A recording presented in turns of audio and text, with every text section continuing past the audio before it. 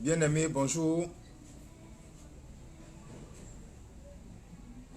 Je vous bénis dans le nom du Seigneur. Je vous salue dans le nom de Jésus-Christ de Nazareth, notre Seigneur.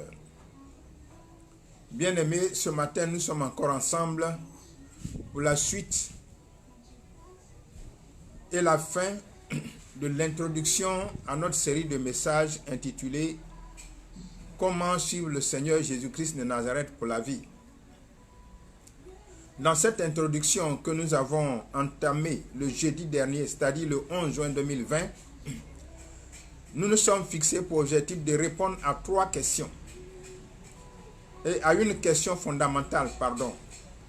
Et cette question, c'était « Pourquoi doit-on suivre le Seigneur Jésus-Christ de Nazareth ?» Et nous avions retenu 3 réponses. La première réponse que nous avons traitée déjà était que Jésus-Christ était le sauveur de l'humanité.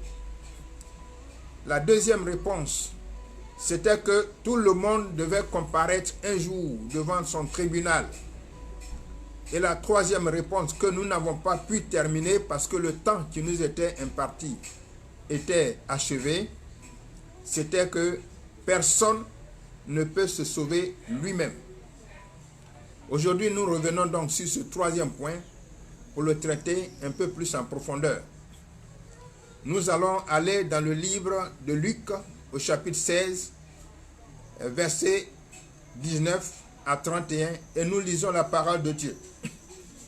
Il y avait un homme riche qui était vêtu de pourpre et de fin lin et qui chaque jour menait joyeuse et brillante vie. Un pauvre nommé Lazare était couché à sa porte, couvert d'ulcères, et désireux de se rassasier des miettes qui tombaient de la table du riche. Et même les chiens venaient encore lécher ses ulcères. Le pauvre mourut, et il fut porté par les anges dans le sein d'Abraham. Le riche mourut aussi, et il fut enseveli. Dans le séjour des morts, il leva les yeux, et tandis qu'il était en proie au tourment, il vit de loin Abraham et Lazare dans son sein. Il s'écria, « Père Abraham, aie pitié de moi, envoie Lazare pour qu'il trempe le bout de son doigt dans l'eau et me rafraîchisse la langue, car je souffre cruellement dans cette flamme. » Abraham répondit, « Mon enfant, souviens-toi que tu as reçu tes biens pendant ta vie et que Lazare a reçu les maux pendant la sienne. Maintenant, il est ici consolé et toi tu souffres. D'ailleurs, il y a entre vous et nous un grand abîme afin que ceux de vous qui voudraient passer d'ici vers nous ou de là vers vous ne puissent le faire. » Le riche dit, « Je te prie donc, Père Abraham, d'envoyer Lazare dans la maison de mon père, car j'ai 5 frères. C'est pour qu'il leur atteste ces choses, afin qu'ils ne viennent pas aussi dans ce lieu de tourment. » Abraham répondit, « Ils ont Moïse, les prophètes, qu'ils les écoutent. » Et il dit, « Non, Père Abraham, mais si quelqu'un des morts va vers eux, ils se repentiront. » Et Abraham lui dit, « S'ils n'écoutent pas Moïse, les prophètes, ils ne se laisseront pas persuader quand même quelqu'un des morts ressusciterait. » Alléluia. Voici une histoire dramatique, mais riche d'enseignements. Nous avons dit que personne ne peut se sauver, ni l'argent, ni rien ne peut sauver quelqu'un si ce n'est le Seigneur Jésus-Christ seul. Alléluia. Bien-aimés, dans cette parabole, le riche s'est retrouvé dans le lieu de tourment, non pas parce qu'il était riche, parce que la richesse en soi, la richesse en argent en soi, ne conduit pas quelqu'un en enfer. Mais c'est ce qu'on fait de l'argent qui conduit l'âme de quelqu'un en enfer. Comment est-ce que tu considères l'argent par rapport à ton prochain? Le riche dans cette parabole s'est retrouvé dans les lieux de tourment parce que, un, il n'a pas aimé Dieu durant sa vie. Et deux, il n'a pas aimé son prochain comme lui-même, comme la Bible le recommande. Pour cela, nous allons parcourir la parole de Dieu qui le dit clairement. Matthieu chapitre 22, versets 36 à 40. Un docteur était en train de questionner le Seigneur Jésus-Christ de Nazareth à ce sujet. Il dit, Maître, quel est le plus grand commandement de la Bible? Et le Seigneur Jésus lui répond ceci. Jésus lui répondit, tu aimeras le Seigneur ton Dieu de tout ton cœur, de toute ton âme, de toute ta pensée. C'est le premier et le plus grand commandement. Et voici le second qui lui est semblable.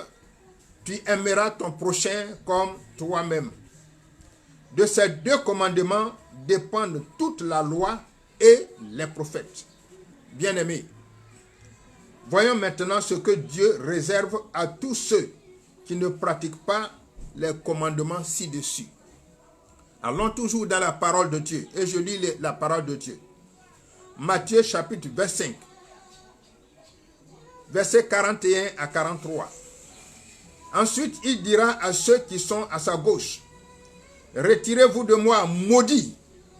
Le Seigneur appelle maudits tous ceux qui n'ont pas respecté les commandements plus hauts. Retirez-vous de moi, maudits. Allez dans le feu éternel qui a été préparé pour Satan, le diable, et pour ses anges. Car j'ai eu faim, et vous ne m'avez pas donné à manger. J'ai eu soif, et vous ne m'avez pas donné à boire. J'étais étranger, et vous ne m'avez pas recueilli. J'étais nu, et vous ne m'avez pas vêtu. J'étais malade, et en prison, et vous ne m'avez pas visité. Bien-aimé, n'est-ce pas là ce que le riche a pratiqué durant toute sa vie? Le pauvre Lazare, il était malade, ulcéreux. Les chiens venaient même lécher ses ulcères pour augmenter la douleur dans sa chair. Il avait faim, il n'avait rien. Mais le riche n'a jamais daigné s'occuper de lui.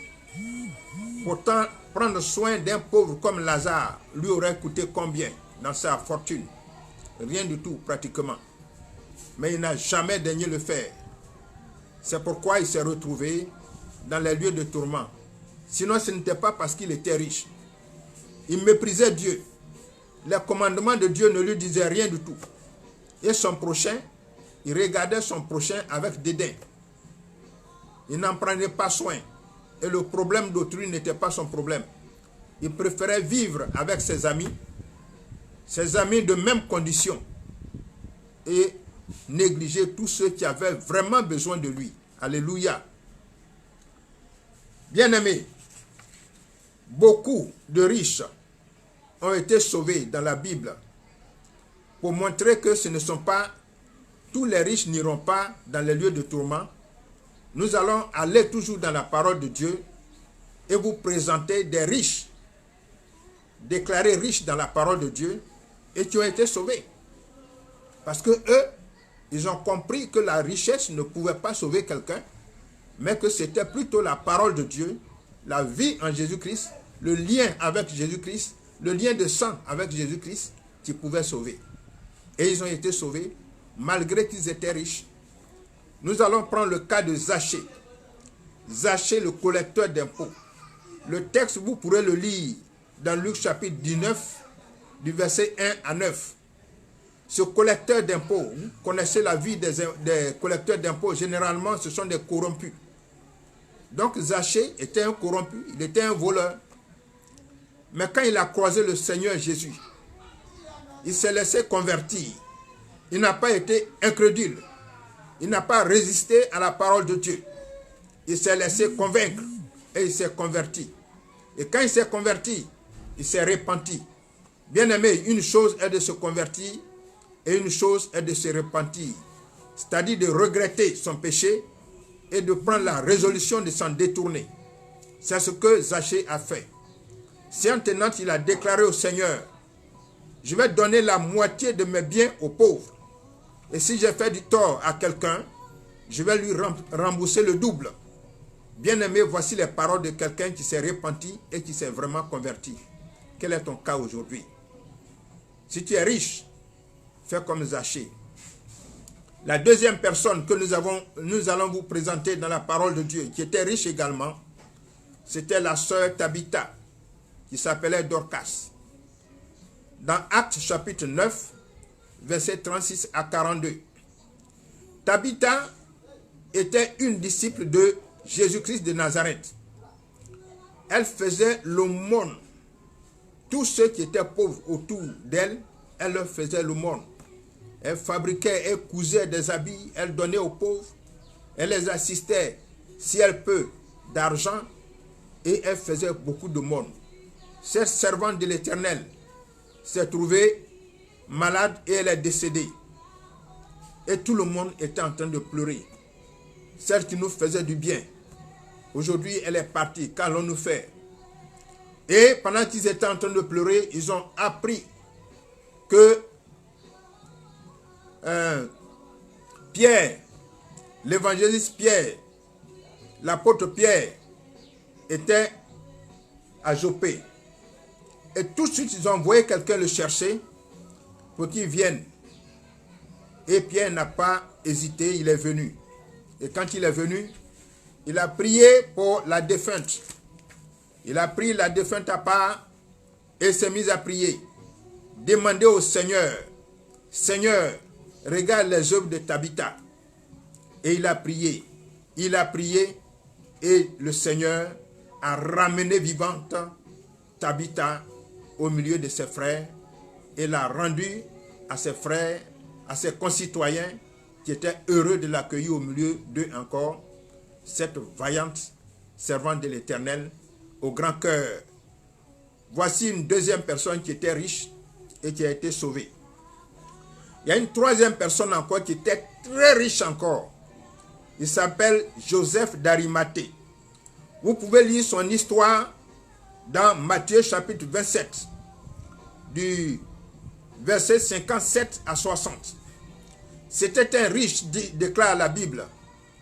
Et quand le Seigneur Jésus a été crucifié, c'est lui qui est allé devant Hérode demander que l'on décroche le corps du Seigneur et que lui-même il allait prendre la charge de le faire ensevelir. C'est ce qu'il a fait. Il a joint l'acte à la parole. Il est allé voir le roi et le roi lui a accordé d'enlever le Seigneur Jésus-Christ de la croix et il a pris le corps et il allait l'ensevelir. Il allait le mettre dans une grotte, un caveau qu'il avait préparé pour le Seigneur. Alléluia. Voici quelqu'un qui était riche également, parce que la Bible mentionne bien que c'était un riche. Mais il a été sauvé. Il n'est pas allé dans les lieux de tourment. Bien-aimé, si tu es riche, ne te fie pas à ta richesse. Ta richesse ne peut pas te sauver. Seul Jésus-Christ de Nazareth, tes liens avec le Seigneur Jésus-Christ, pendant que tu vis, qui peut te sauver. N'attends pas à la mort, car ça sera trop tard. Alléluia. Quelle a été la vie de ce riche qui est cité dans cette parabole? Il entretenait plus son corps que son âme. Le riche qui est allé dans le lieu des tourments, il s'occupait plus de son corps que de son âme. Parce que la Bible mentionne qu'il était habillé de fin lin et qu'il menait une vie joyeuse. C'est-à-dire les meilleurs plats, c'est ce qu'il mangeait. Il aimait manger les meilleurs plats. Il aimait s'entourer de belles femmes. Il aimait les meilleures voitures, les plus à la mode et les plus chères. Voilà ce qui l'intéressait. Mais son âme, il ne s'en préoccupait pas du tout. Or, c'est la parole de Dieu qui prend soin de l'âme. C'est le lien avec le Seigneur Jésus-Christ de Nazareth, avec l'Esprit de Dieu qui prend soin de l'âme. La parole de Dieu, déclare la Bible, est la nourriture qui rassasie l'âme. Alléluia. Et cette nourriture, notre riche n'en prenait jamais. Il n'en prenait jamais et son âme était flétrie en lui. Son âme avait maigri en lui. Son âme était pauvre en lui. Et c'est cette pauvreté de l'âme qui l'a conduit dans les lieux des tourments. Il aimait les fêtes, les grands plaisirs. Il n'avait jamais le temps pour Dieu. Les évangélistes venaient à lui, mais il les refoulait toujours. Il n'avait pas le temps. Il avait le temps pour autre chose. Et pourtant, c'est lui-même qui était maître de son temps. C'est lui-même qui faisait son calendrier. C'est lui-même qui faisait son agenda du jour et du mois, de la semaine. Mais jamais il n'insérait un petit moment pour le Seigneur. Il n'insérait un petit moment pour la parole de Dieu. Jamais, jamais, jamais. Alléluia. Il ne le faisait pas parce qu'il n'aimait pas Dieu. Et pourtant le Dieu qui demandait seulement qu'il le regarde un peu, ce Dieu-là, c'était son Créateur. Son Créateur, bien-aimé, il s'en foutait de son Créateur. Bien-aimé, ne sois pas comme lui, sois sage. Ton Créateur, c'est Jésus-Christ de Nazareth. Ton Créateur, c'est Jésus-Christ de Nazareth. Pendant que tu vis, ne le rejette pas. Ne fais pas comme ce riche, mais prends soin de ton Créateur. Car ton Créateur, il est aussi la vie. Il est le chemin du salut. Il est la vérité. Il est la résurrection et il est le juge. Le juge de ton âme. Le juge de l'humanité tout entière. Car personne ne peut se sauver lui-même. Dans Matthieu chapitre 11, verset 12, il est écrit: depuis le temps de Jean-Baptiste jusqu'à présent, le royaume des cieux est forcé. Et ce sont les violents qui s'en emparent. Bien-aimé, Satan n'a plus beaucoup de temps et il le sait. Donc il a multiplié les moyens de divertissement. Il a multiplié et rendu difficile et rendu attractif tous les moyens de divertissement. Et ils sont tellement nombreux qu'on se laisse prendre à cela très facilement. Il a vulgarisé les vices de la société. Il a vulgarisé la magie, la sorcellerie, le mysticisme, l'homosexualité, le lesbianisme, la pédophilie à travers les réseaux sociaux, les dessins animés, les jeux vidéo, les films de télévision, les lois pour détourner les enfants et leurs parents de la parole de Dieu de façon progressive et de façon inaperçue. Parce que la chose se fait de façon si insidieuse qu'on ne se rend pas compte qu'on est en train de glisser sur la pente des vices. C'est présenté de façon subtile à travers les dessins animés, à travers les films qu'on regarde, qu'on aime, les séries télévisées. Et chaque fois que les nouveaux films sortent, il y a au moins une petite scène d'infamie qui est glissée au milieu et on ne fait pas attention. Or, ces choses sont faites à dessein pour qu'au fur et à mesure, l'on s'habitue à cela et trouve ça normal. La Bible déclare: un peu de levain fait lever toute la pâte. Un peu de péché tue l'âme. Mais on fait glisser ces impudicités pour que ton âme, ton libre arbitre l'accepte et voit ça comme normal. Bien-aimé, les temps sont mauvais. Les temps sont mauvais, il est l'heure d'ouvrir les yeux.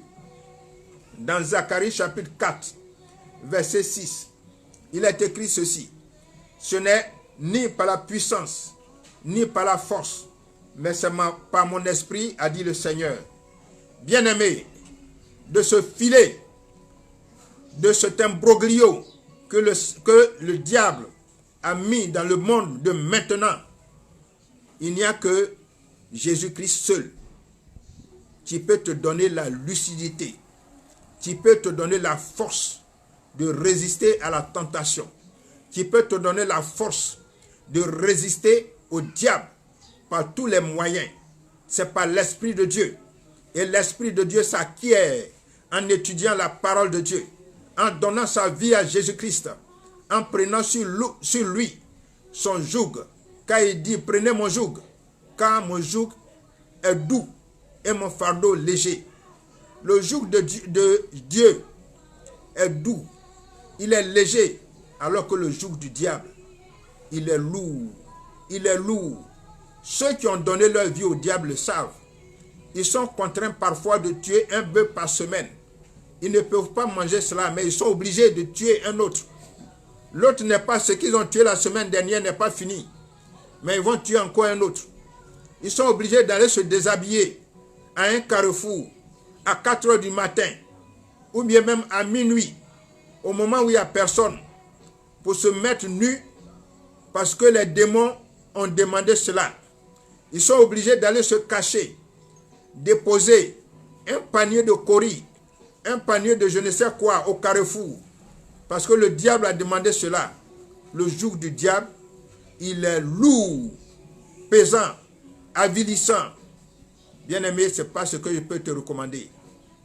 Je ne te recommande pas cela. Viens à Jésus-Christ. Il déclare, prenez mon joug, car mon joug est doux et mon fardeau léger. Il ne pèse pas sur tes épaules. Lazare, par contre, Lazare, il était pauvre. De même que la richesse en soi ne mène pas l'âme au lieu des tourments en enfer, de même, la pauvreté n'est pas un passeport pour le paradis. La pauvreté n'est pas un passeport pour le paradis. Ce ne sont pas tous les pauvres qui vont aller au paradis un jour, mais seulement ceux qui, dans leur pauvreté, s'intéressent à Dieu dans leur vie. C'est pourquoi les pauvres qui ne s'intéressent pas à Jésus-Christ pendant qu'ils sont en vie, eh bien, vont rejoindre le riche dans le lieu des tourments. Lazare a été sauvé parce que dans ces douleurs qu'il menait devant la porte du riche, il était ami de Dieu. Il était malade, c'est vrai, mais il ne pouvait pas travailler pour manger et pour se soigner et même pour se sortir de la pauvreté. Il ne pouvait pas parce qu'il était malade. Mais il connaissait Dieu et Dieu le connaissait. Il avait une alliance avec le Seigneur, une alliance de sang avec le Seigneur, parce qu'il avait accepté le joug du Seigneur. Il avait accepté de porter le fardeau du Seigneur. Bien-aimés, regardons un peu ce qui s'est passé à la mort de ces deux personnages. La Bible dit qu'à la mort, Lazare a été porté par les anges dans le sein d'Abraham. Et une nouvelle vie a commencé pour lui. Une nouvelle vie a commencé pour lui, pour son âme, à côté de Dieu, dans la maison de Dieu. C'était une vie de grâce, une vie de bien-être et de repos pour son âme, qui a été tant tourmentée sur la terre par la maladie, par les soucis. Il était réconforté au ciel auprès de Dieu. Mais le riche, quel a été son cas? Il est dit que le riche a été enseveli. Il a été enseveli. Regardez un peu la différence des termes. Lazare a été porté par les anges dans le sein d'Abraham. Il a été porté par qui? Par les anges dans le sein d'Abraham. Et le riche, il a été enseveli. Enseveli. On ne mentionne même pas la présence des anges. Pour Lazare, on dit qu'il a été porté par les anges. C'est-à-dire, l'idée, porté par les anges, ça donne l'idée d'élévation. Ça donne l'idée d'élection. Porté par les anges. Soulevé par les anges. Élection. Mais pour le riche, on dit enseveli. C'est-à-dire, ça donne une idée d'enfouissement, d'enterrement. Bien-aimé, ces thèmes n'ont pas été choisis au hasard. La Bible ne dit rien au hasard. Tout est enseignement. En Israël, tous les corps étaient enterrés, car ils ne pratiquaient pas la crémation ni la momification. Mais alors, cette différence entre les termes vient d'où? C'est tout simplement pour montrer que le traitement que l'âme de Lazare et l'âme du riche n'étaient pas les mêmes. Les deux âmes n'ont pas reçu le même traitement.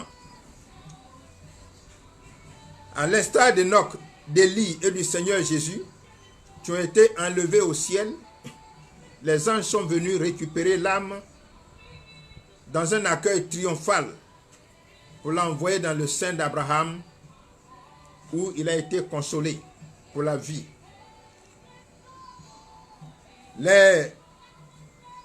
L'âme du riche, il a été récupéré par qui? Par les démons, pour aller le tourmenter dans le lieu des tourments. Donc le traitement n'a pas été le même. Maintenant, écoutons les discussions qui s'en ont suivi après que le riche ait été enfoui. Il dit, je souffre. Il dit à Abraham, je souffre. Voici, il est devenu subitement un évangéliste. Il dit à Abraham, envoie Lazare tremper le bout de son doigt pour me rafraîchir la langue. Une goutte d'eau ne peut rien faire à celui qui a soif, mais il en avait besoin tellement il souffrait. Et il dit non. Abraham lui dit, c'est pas possible. La goutte d'eau lui a été refusée. Bien-aimé, voici le sort, le triste sort qui attend quelqu'un qui ne veut pas écouter Dieu pendant qu'il vit. Une goutte d'eau lui a été refusée dans le lieu des tourments. Et il a été évangéliste. Il dit, bon, j'ai 5 frères qui sont à la maison. Envoie Lazare leur parler afin qu'ils ne viennent plus me rejoindre ici. Parce qu'ici, moi-même je suis ici, mais je pense à eux. Je ne veux pas qu'ils viennent ici. Ici est mauvais. Et Abraham lui dit, ça encore, ce n'est pas possible. Parce que personne ne peut quitter ici pour aller encore sur terre, aller évangéliser quelqu'un. Ils ont les prophètes, les pasteurs là-bas qui les écoutent. Il a tout fait. Il s'est découvert une âme d'évangéliste. Évangéliser étant dans le séjour des morts, c'est impossible. C'est pourquoi, bien-aimés, les temps sont courts. Les temps sont courts. Je dis bien, les temps sont courts. Les revenants n'existent pas. À travers ce que nous avons appris dans cette discussion entre le riche et le père Abraham, nous constatons que les revenants, ça ne peut pas exister. Parce que personne ne peut quitter le royaume des morts pour venir encore sur terre. L'incarnation n'existe pas non plus. Et nous apprenons également que ce qu'on appelle purgatoire n'existe pas non plus. Parce que il est dit là-bas, il est dit dans cette parabole qu'il y a une séparation nette entre le royaume, le monde des tourments et le sein d'Abraham. Personne ne peut faire la navette. Donc, le purgatoire en question n'existe pas. Une fois que tu es mort, tu es mort. D'ailleurs, la Bible déclare dans Hébreux 9, 27, il est réservé aux hommes de mourir une seule fois, après quoi vient le jugement. Une fois que tu es mort, c'est fini. Un mois de prière ne peut pas sauver ton âme encore une fois que tu es mort. Ce n'est pas la peine de préparer beaucoup d'argent laissé aux parents ici pour aller faire des messes pour enlever l'âme de quelqu'un du purgatoire pour l'envoyer au paradis. Ce n'est pas possible. Tout ça sont des ruses du diable. Tu es averti, mon frère. Tu es averti, ma soeur. Ne te laisse plus jamais convaincre par le purgatoire qui t'incite à mener une vie joyeuse comme le riche ici, attendant que, en pensant qu'après ta mort, on va faire 3 mois, 6 mois de prière et tu vas sortir du purgatoire pour aller au paradis. Ce n'est pas possible. verse sur ta vie dès maintenant. Et après ta mort, les anges vont venir te recueillir comme ils ont recueilli l'âme de Lazare. Bien-aimé, c'est ici le lieu de te prier, de t'intéresser à l'évangélisation. Beaucoup d'âmes attendent que tu leur parles de la parole de Dieu. Jésus-Christ a dit, j'ai encore beaucoup de brebis qui ne sont pas de cette bergerie. Il faut qu'ils viennent dans ma bergerie et que nous ayons un seul berger qui est le Seigneur Jésus. Bien-aimés, ces brebis-là, comment elles vont venir dans le pâturage de Dieu, dans la bergerie de Dieu, si tu ne leur annonces pas la parole? Bien-aimé, fais ce que tu peux pour évangéliser autour de ta maison, dans ton école, dans ton travail, partout où tu es. Annonce la parole de Dieu et gagne des âmes à Christ. C'est là le combat contre le diable et ses démons. Gagnons le combat. La victoire est possible parce que nous avons un partenaire qui est Jésus-Christ lui-même. Il nous a envoyé son esprit pour nous assister dans cette bataille et la victoire est pour nous. Bien-aimé, que le Seigneur te bénisse. Toi qui m'écoutes, tu as vu le sort de Lazare qui a été consolé et tu as vu le sort du riche qui a été tourmenté. Si tu es sage, accepte le Seigneur dès maintenant. N'hésite plus, ne philosophe plus, ne discute plus. Viens au Seigneur. Accepte la main qui est tendue maintenant, car après la mort, c'est déjà trop tard. On ne vit pas deux fois. Il y a des gens qui disent, après tout, on ne meurt qu'une seule fois. C'est encore une ruse du diable. On meurt deux fois. On meurt sur terre ici, et puis l'âme s'en va mourir encore une deuxième fois. Parce qu'il sera condamné si tu ne t'es pas occupé du Seigneur pendant que tu vis. Alors cette vérité, c'est vrai, elle est crue, elle est douloureuse, mais c'est comme ça. Il faut affronter la rudesse dans ta vie présente pour gagner la vie éternelle. Que le Seigneur te bénisse. Faites cette prière avec moi. Seigneur Jésus-Christ de Nazareth, j'ai entendu ta parole aujourd'hui. C'est pourquoi ce jour, je te donne ma vie. Prends-moi, pardonne-moi tous les péchés que j'ai commis. À partir d'aujourd'hui, fais de moi ton serviteur, fais de moi ton disciple et aide-moi à comprendre ta parole, à aller au fond de ta parole et à sauver mon âme. Au nom de Jésus, Amen. Que le Seigneur te bénisse. Alléluia.